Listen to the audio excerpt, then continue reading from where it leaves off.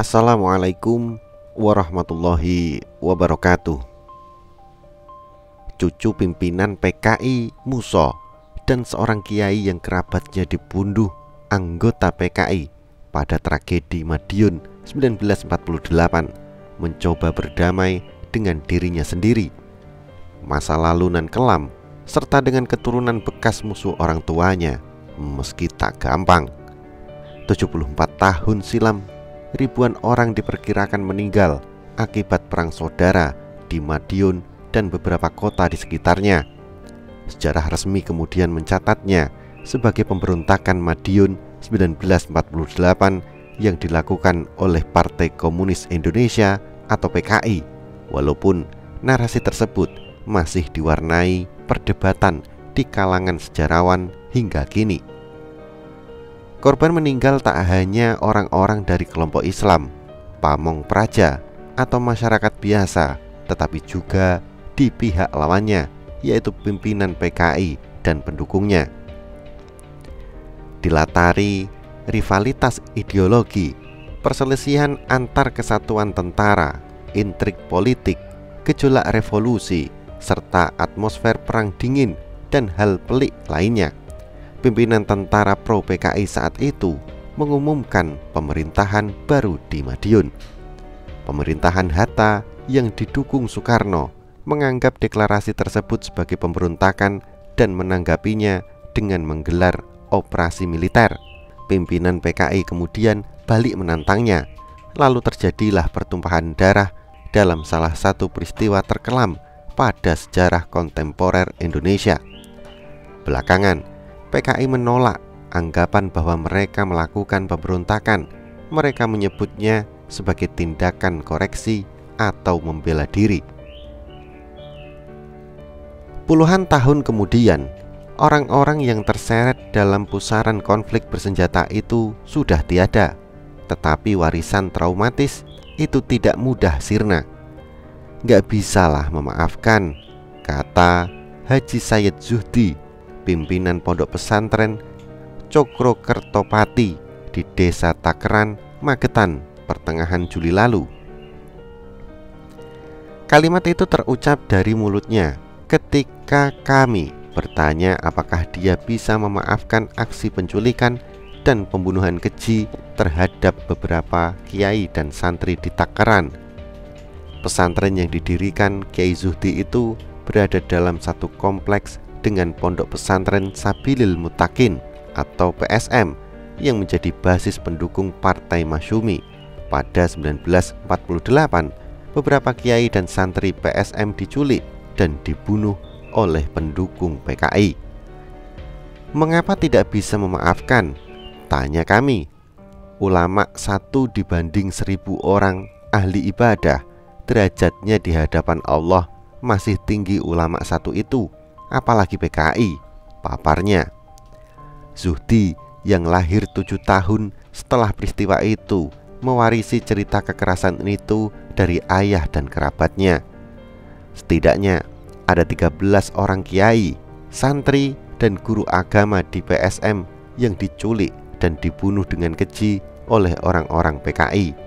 Adapun jenazah Kiai Imam Mursyid Muttaqin, pimpinan PSM, tidak pernah ditemukan. Jasad mereka yang dibunuh kemudian dimasukkan ke dalam sumur-sumur yang tersebar di beberapa lokasi di sekitar Magetan dan Madiun. Belakangan, di lokasi-lokasi bekas kuburan ini didirikan monumen keganasan PKI di masa Orde Baru. Ada yang tengkoraknya pecah, mereka tidak disembelih, tapi ditembak, tapi dipukul dengan alu atau tongkat, katanya. Suhu politik saat itu mendidih ketika kesatuan tentara pro PKI menguasai Madiun dan sekitarnya. Mereka saat itu mengumumkan pemerintahan Front Nasional. Kelak tindakan ini disebut dalam sejarah resmi sebagai pemberontakan PKI Madiun 1948. Adapun pimpinan PKI belakangan menyebutnya sebagai tindakan membela diri dan aksi koreksi. Lalu terjadi perlawanan, tidak hanya dari kelompok Islam seperti Masyumi yang memiliki pendukung kuat di PSM, tetapi juga kesatuan tentara dan polisi anti PKI atau para pamong praja. Sebagian catatan sejarah menyebutkan sebagian mereka yang menolak program pemerintahan Front Nasional PKI kemudian ditahan dan dibunuh. Kiai-kiai pesantren itu dianggap oleh kaum komunis itu sebagai kaum borjuis yang mereka dianggap memiliki tanah yang sangat luas, kata sejarawan dari UGM Yogyakarta, Julianto Ibrahim. Mereka, PKI, menganggap pesantren-pesantren bagian dari frame yang harus mereka musuhi. Salah satu program yang dipaksakan oleh pemerintahan Front Nasional adalah merebut tanah-tanah milik kiai untuk dibagikan kepada petani penggarap. Landefrom, begitu biasa disebut. Tidak semua menerima aksi PKI ini. Tentu saja, korban di pihak anti komunis tidak hanya di kalangan pesantren. Sejumlah pejabat daerah yang wilayahnya dikuasai PKI ikut dibunuh. Korban di pihak lawan kelompok PKI itu terjadi saat kekuatan komunis merebut Madiun.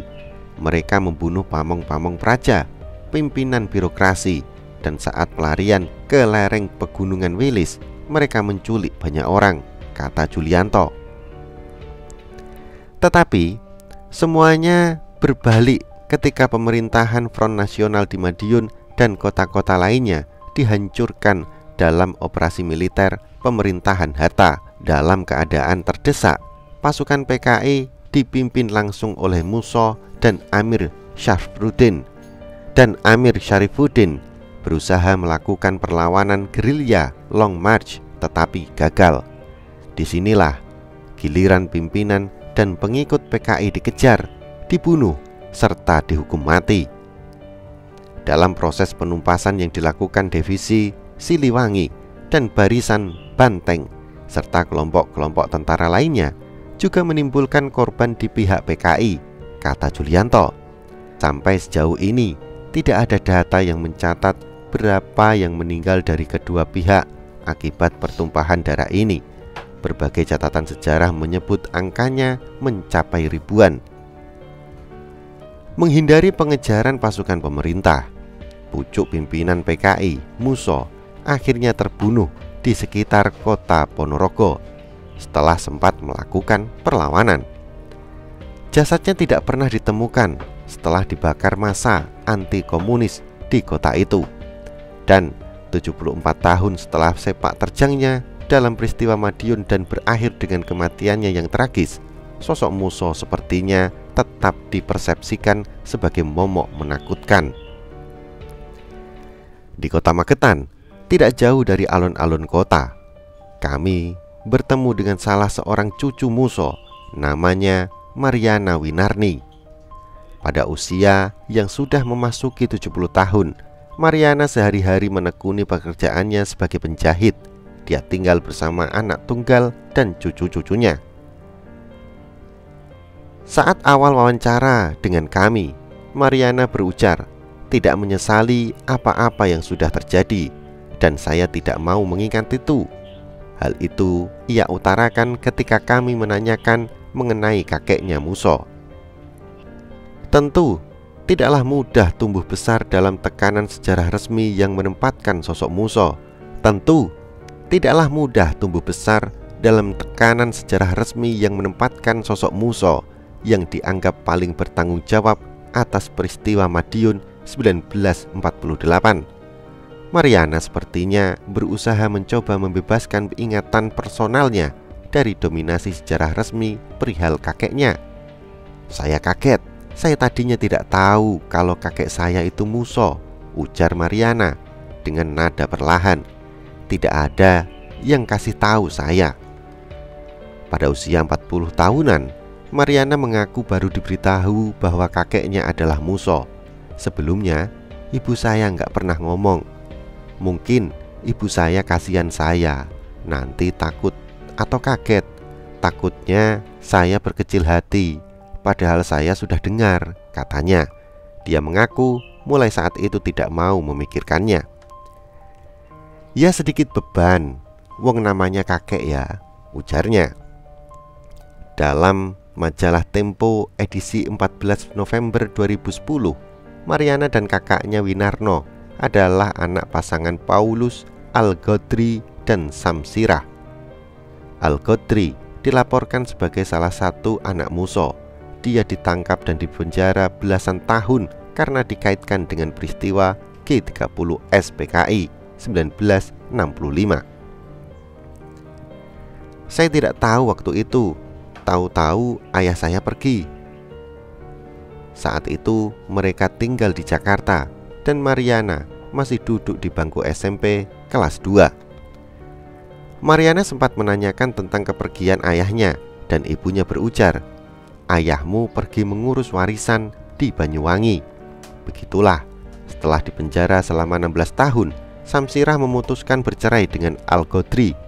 Tempo melaporkan penceraian itu karena dia keturunan Musa. Selama bertahun-tahun, Mariana berusaha agar tidak terjerat trauma masa lalunya dengan caranya sendiri. Saya sih tidak mikir, ya sudahlah, terserah Allah, mana yang benar, mana yang salah. Yang salah ya biar dihukum, tidak apa-apa.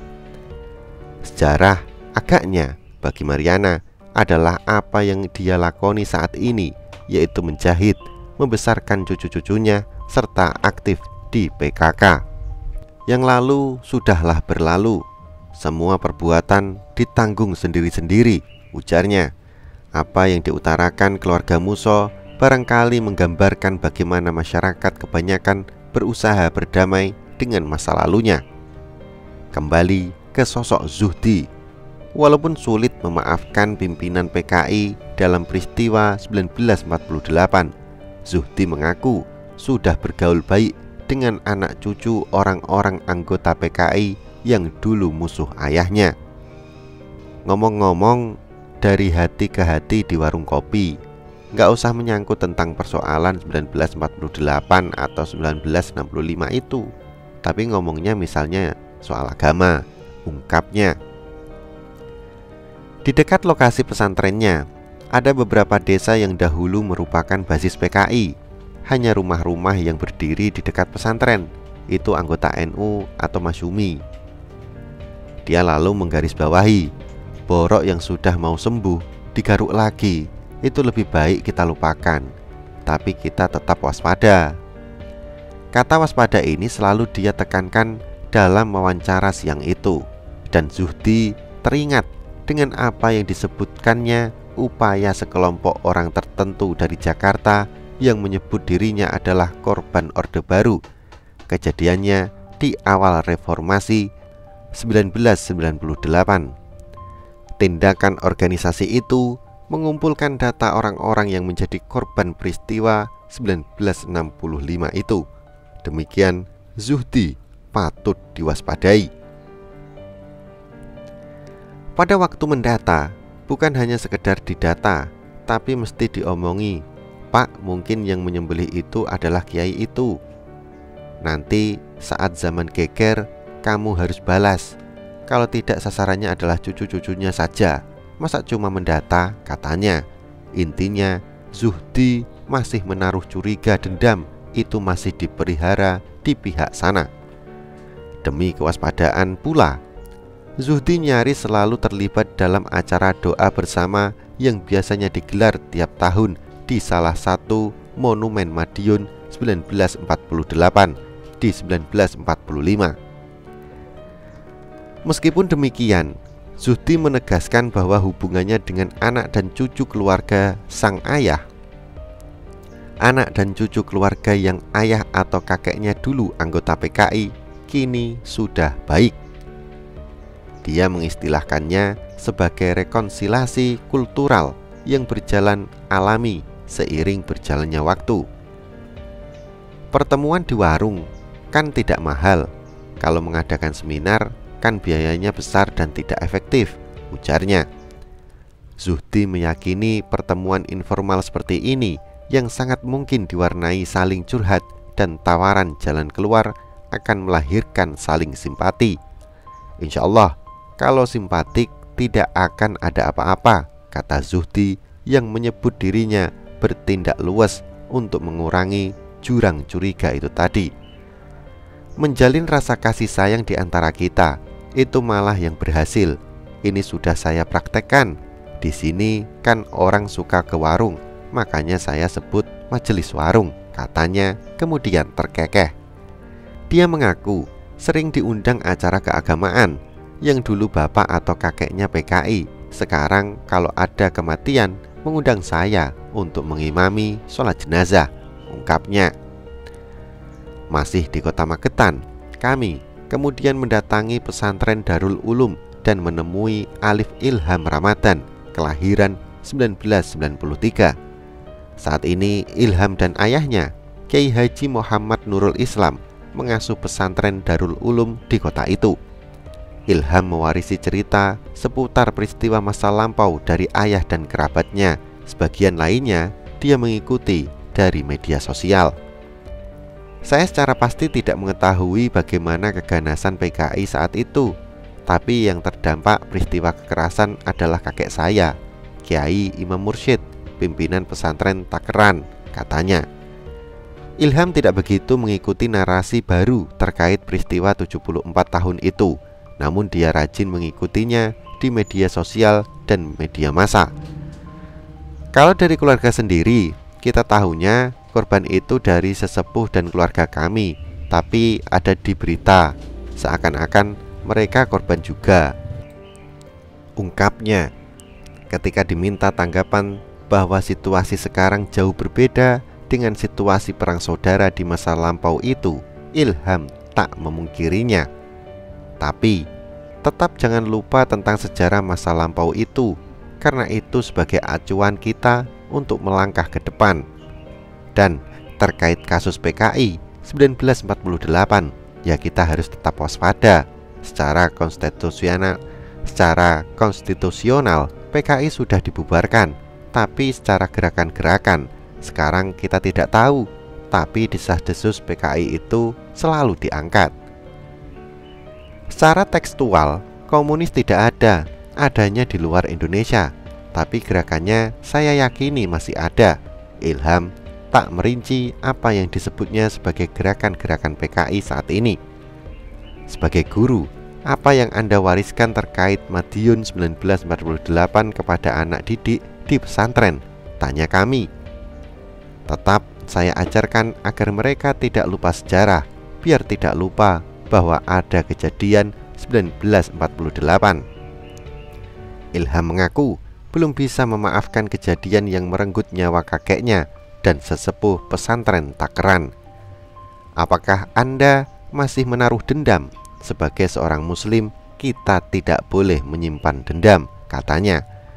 Di ujung wawancara, ketika menyinggung soal pentingnya menggelar rekonsiliasi di antara dua pihak yang berseteru pada 1948, Ilham melontarkan dia tak tertarik untuk mengungkit lagi kejadian tersebut, meski dia akan selalu mengingatnya.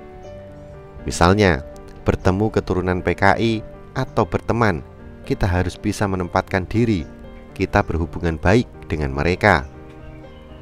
Tidak usah berbicara tentang masa lampau, bisa menempatkan dirilah supaya bisa tetap berhubungan baik.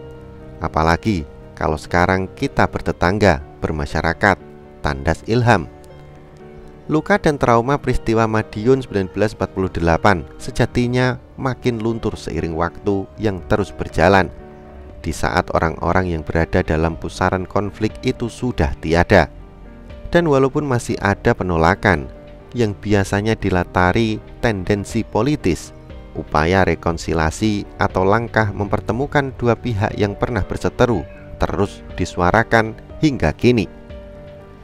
Waktu yang terus bergerak dan demokratisasi informasi diyakini akan membuat generasi mendatang yang tak terpapar trauma 1948 akan memiliki perspektif yang lebih segar. Kuncinya, menurut sejarawan dari Universitas Nasional Jakarta, Andi Ahdian, harus ada ruang dialog ketika membicarakan sejarah, termasuk sejarah tragedi 1948. Artinya, tidak satu pun bisa mengatakan 100% paling benar. Selalu ada diskon. Jadi kita memberikan nilai diskon terhadap satu statement sejarah itu penting, ujarnya. Kritisme terhadap satu klaim, ya mau 30% mau kita diskon, atau 50%, atau 70%, itu tergantung kepada level knowledge kita. Tapi punya skeptisisme yang bisa memberikan satu klaim historis sebagai satu pernyataan yang perlu diuji kebenarannya. Jadi ada kesadaran untuk tidak menerima mentah-mentah. Tandas adi-ahdian. Itulah kisah pertemuan cucu Muso dan cucu Kiai Magetan korban PKI tentang darah korban PKI Madiun pada tahun 1948. Wallahu a'lam bishawab. Wassalamualaikum warahmatullahi wabarakatuh.